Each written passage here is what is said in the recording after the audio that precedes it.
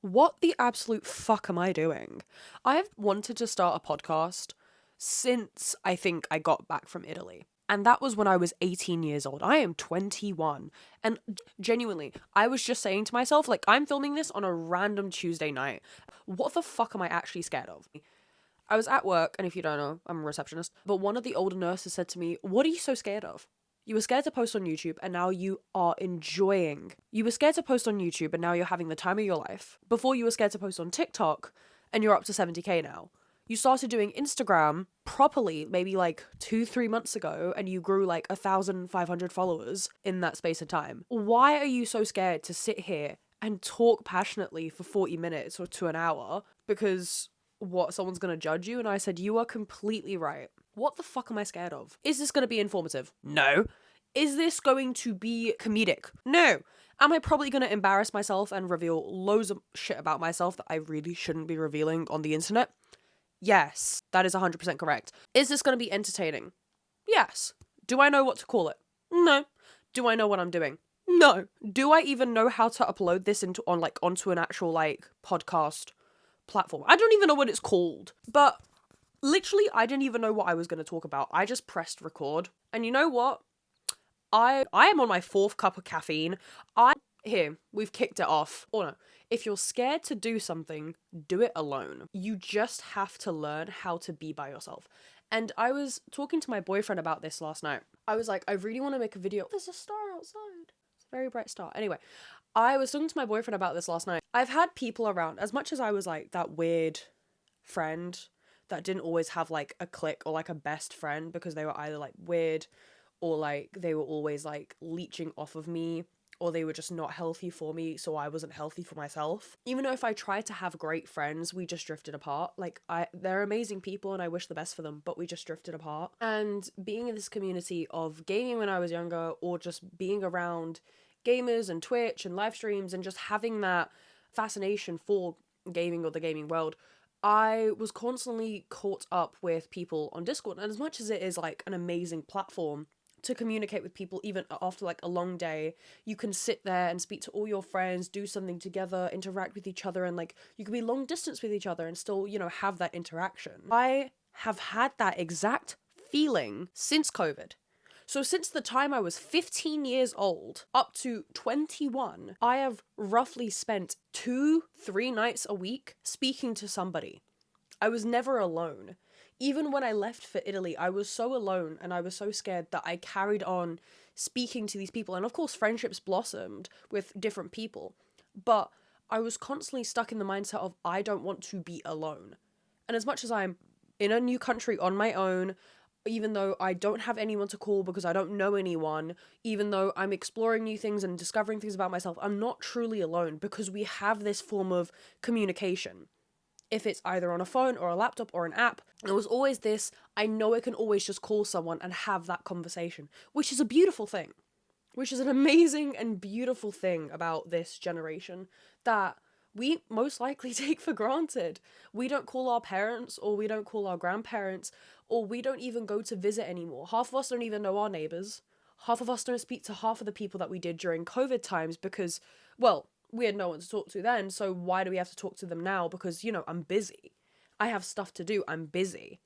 Shut the fuck up. There was always such a beautiful thing about having this, not constant state of love, but security in a way. Like, these were my friends, and I could speak to them at all times. And now, I kind of don't have that anymore. Because, as much as they are still beautiful people, we've just drifted apart. And I deserve better in a lot of circumstances, and so do they. And I just don't want to kind of be in that space anymore. And that's okay. But now at the age of 21, I'm having to learn how to be on my own again. Like, I have all this free time. Like, I go to work, I work a 12-hour shift, I go to the gym, I'm at home by like 9 p.m. And at 11 p.m, I talk to my boyfriend on FaceTime because we're long distance. But in those 2 hours, I don't want to brain rot. I don't want to sit and like rot in my bed or watch something. I'm getting bored of that.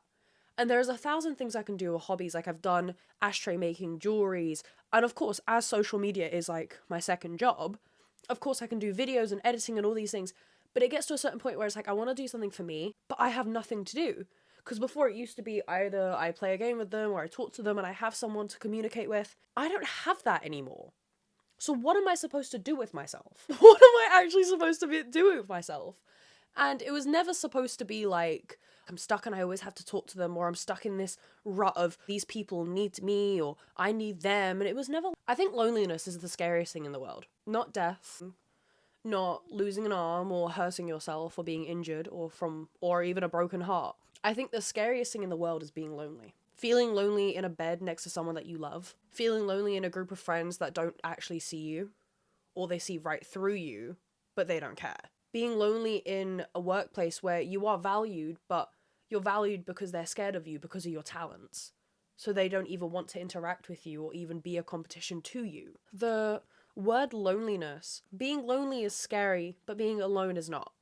And I want to deep dive into both of them. When you grow up in a big family, it doesn't matter if it's the gender that's the issue, the language barrier that we have, because I had mostly brothers, only brothers, with a language barrier as a child between Lithuanian and Russian and English and everything in between. When it came to being the only girl, or just being a girl that was right in the middle of everything and having to be the one that was parentified in a way that I took care of everyone. Mentally, emotionally, physically, because we were growing up in a day and age that I was moving forward with it and everyone didn't because I had immigrant parents. You do start to feel alone, and I never felt lonely in a way. I felt alone or lonely in a sense of they didn't understand me, and of course they didn't, and I have no resentment for it because why would they were immigrants? It was only until maybe in the last year or two that they fully understood what mental health matters or certain things surrounding it. Certain things about health and food and the way of life here. Because I grew up here. I was born here in the UK. They weren't. So they're never going to understand my point of view, but I will never understand why they act the way that they do. And I don't need to. They're better people now. But the point is, you can grow up in a massive family and there could be different things dividing you guys, but you can still not feel alone. You can feel like you want to be left alone, but you don't feel lonely. But the issue with loneliness is you can feel it in so many different places. And especially, I've had this conversation so many times. It's when you leave is when you feel the loneliest. When you move to a different country, when you go to university, when you are forced in a place of you have to figure it out yourself. You can ask for someone's help. You can ask for someone to dictate what you're supposed to do, how to do it. You can Google it. You can ask AI, whatever. You still feel ragingly alone. That is why we go back to certain people that we think we deserve, because it feels familiar to us. We go back to situations that weren't good for us, but it's easier to do something that you've already done. Literally circling back to the thing of, I have done everything, every single social media. Why was I so scared to do a podcast? It's genuinely because it's easier to do something you're good at than try something new and fail. I think we are forced into these communities of school and clubs and home life that when we are truly put into the real world, and when I say the real world, I don't mean living on your own or doing things on your own or having to pay a mortgage. Fuck, this is my life now. Like, this is my story. Like, new characters, new seasons, new everything. My life. And you have to do everything alone. You never want to feel lonely, but you do. You fall into this pit of despair and self-abuse because you feel lonely. That's when that turns into constant partying or substance abuse or criticizing yourself because you don't know what to do. You have no sense of identity. I'm also a bit sick, so I'm sorry about this, guys. Genuinely, I've always been so secure in myself and I've always been very confident no matter what I've done. No matter how much I was bullied and how much I was forced into either a group that I didn't want to be there or conformed to ideas that I didn't want to think. Or even I just fell victim to having people tell me what is right and what is wrong. I was always secure in myself, even if I didn't portray myself as that. If you didn't know, I ran away to Italy when I was alone, when I was 18, alone. I had to unlearn a lot of lessons from my Eastern European upbringing, but I also had to learn a lot of lessons of how to be alone. I would spend my days alone, roaming around the city, taking in the sights, taking in the history, just having this whole wave of chaos, cascade over me when it came to Rome. I loved Italy with every single aspect of my blood. Of course, I always felt that there was something there for me. I thought I was going to live there for the rest of my life and I was just going to stay there. Rome was not a city for me.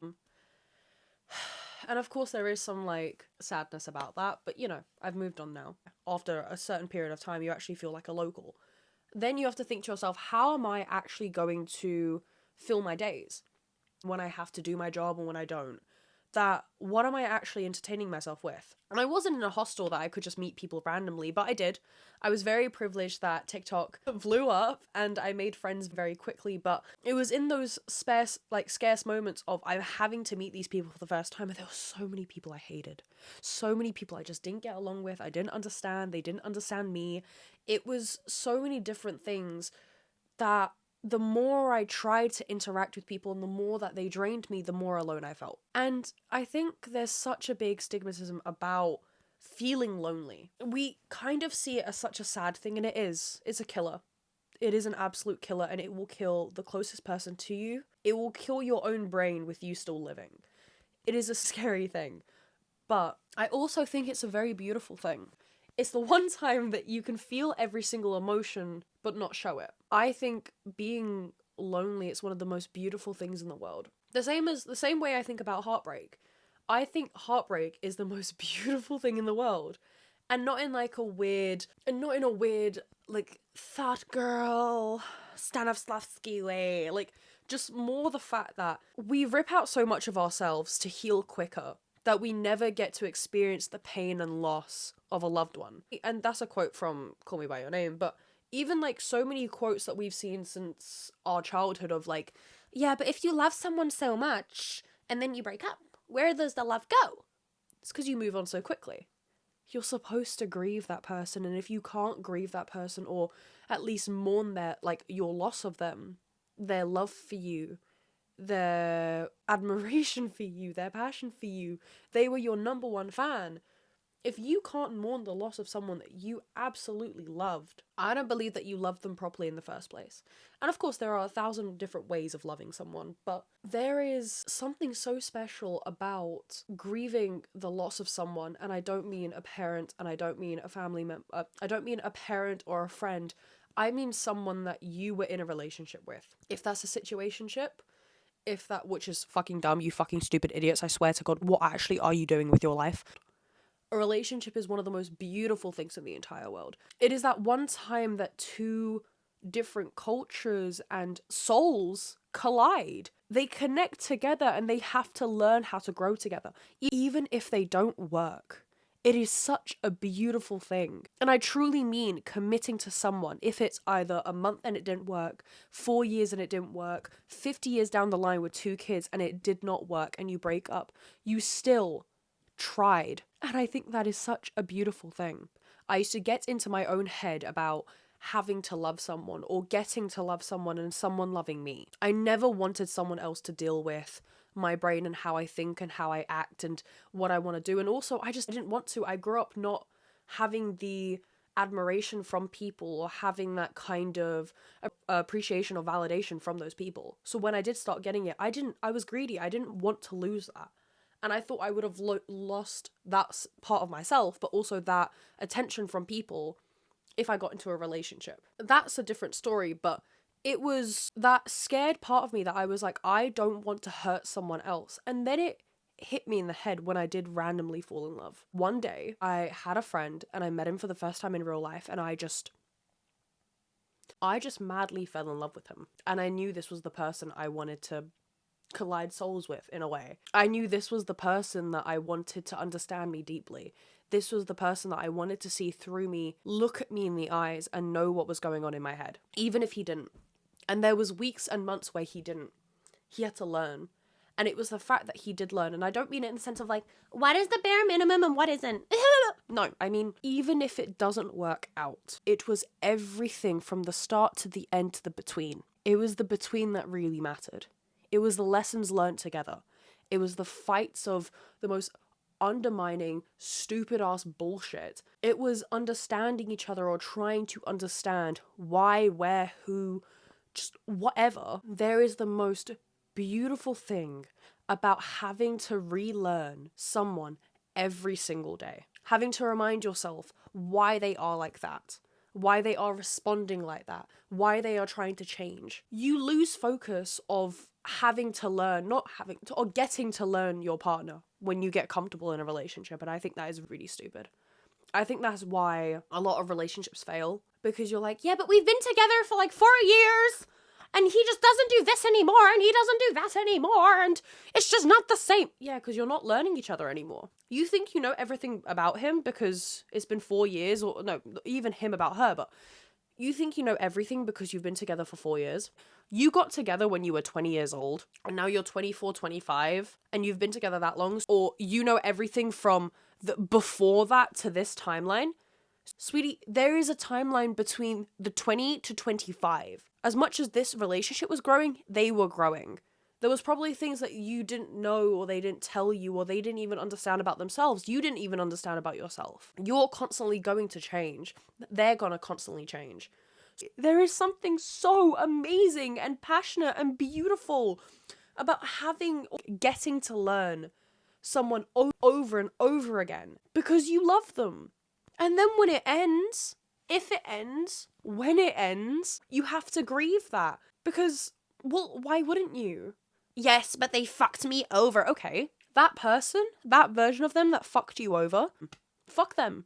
Delete them. Block on Facebook, block on WhatsApp, blocker. But if you are reminiscing about who they were in the beginning or what they did and they did this and this, that doesn't mean you have to get back together with them. But that means you get to feel. There is nothing wrong with grieving if it's 6 months or a year or 6 years. I know it sounds really stupid, but there is nothing wrong with that. If they fucked you over and you don't get back together with them, that doesn't mean people get to say, oh, why are you still talking about them? There are people in my past that have taught me certain things about myself that I still think about till this day. Doesn't mean I'm thinking about that person.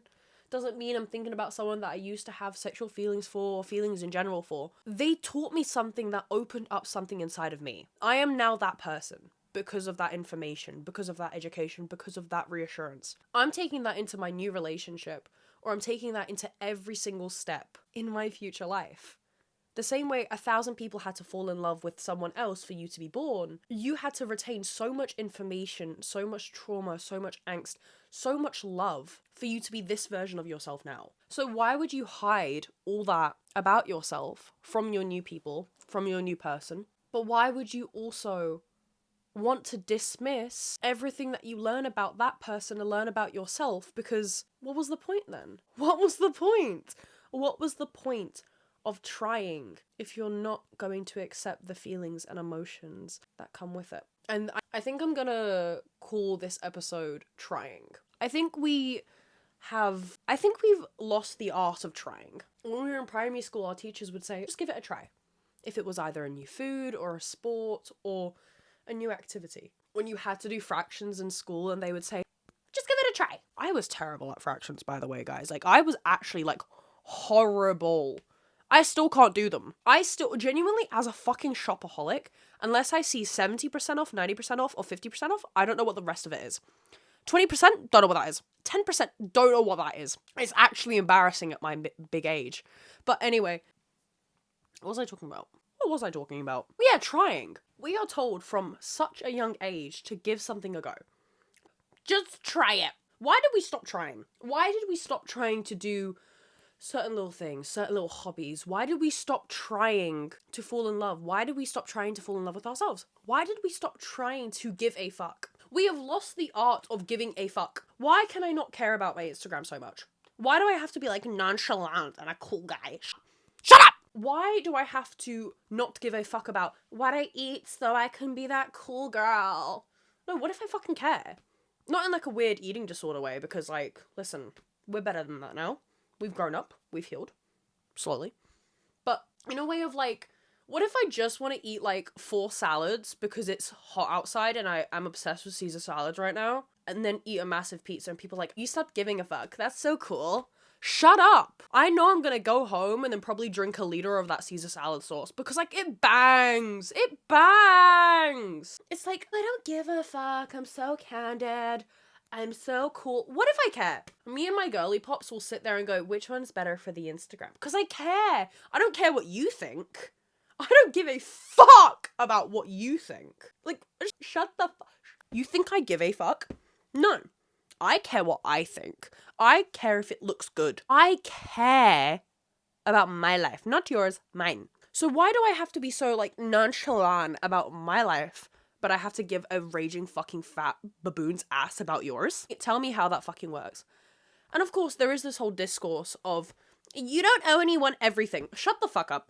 Am I allowed to swear? I've just realised that. No, what? No, it's my podcast. Yes, I can. Like, what do you mean you don't owe anyone everything?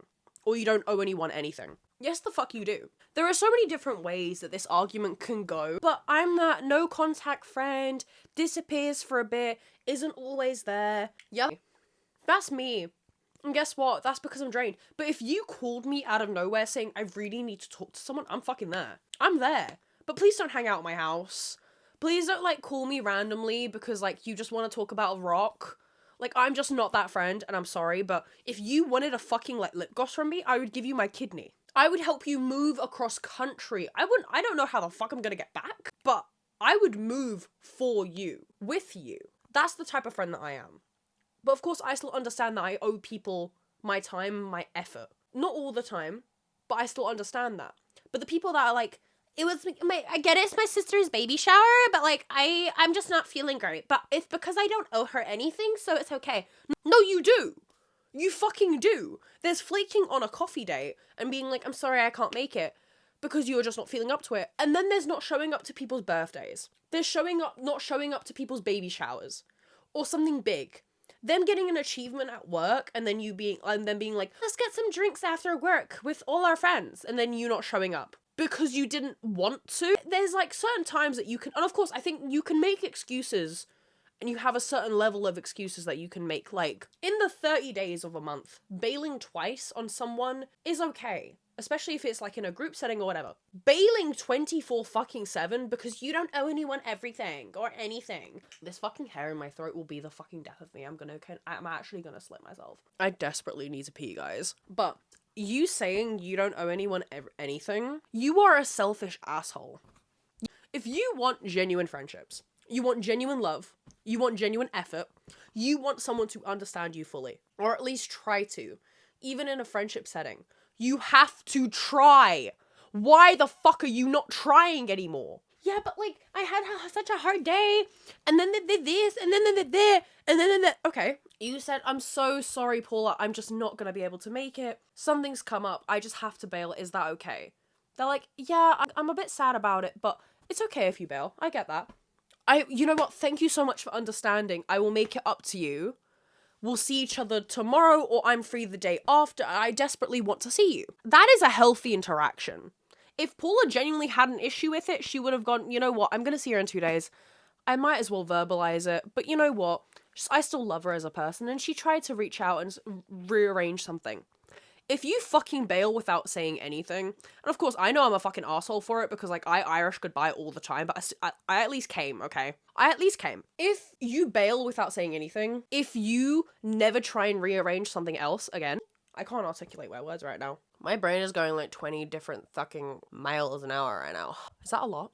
One thing about me is I don't know distances or, like, speeds or, like, measurements. Like, if you said we have 2 miles left, I don't know what the fuck that is. I don't know what the fuck that is.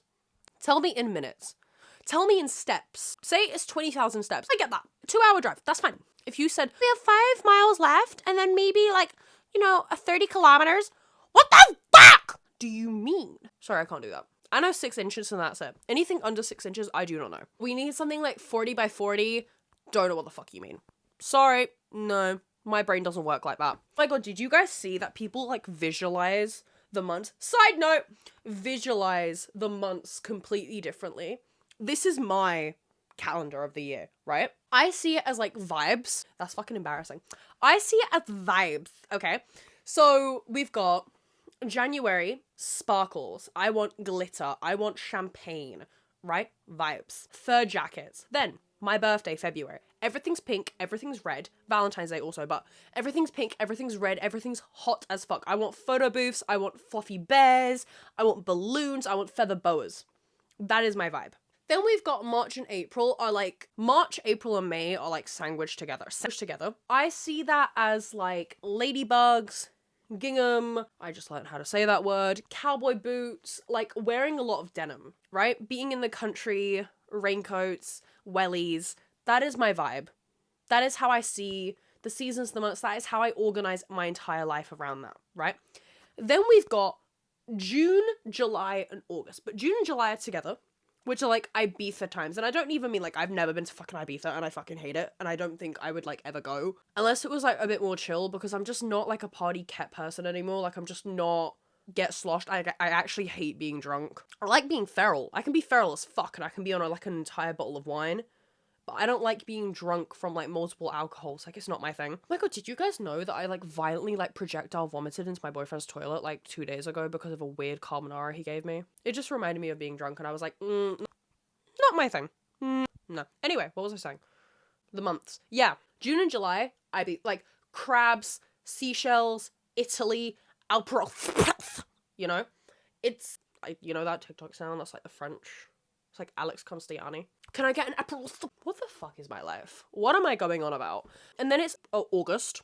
April again. No, it's August. And I think August for me is Lithuania. I'm Lithuanian, by the way. You didn't know. It's like, for me, it's Balanga, which is like the forest / the beach. So it's a bit more country living in a way. That's how I kind of grew up. Like driving around the Jeep, my cowboy boots, big white dresses, walking in the forest, picking flowers, natural honeys, natural jams, like just baking with my grandmother. Like that is very much the vibes that I get for August. Then September rolls around. For me, September is the start and the end of something.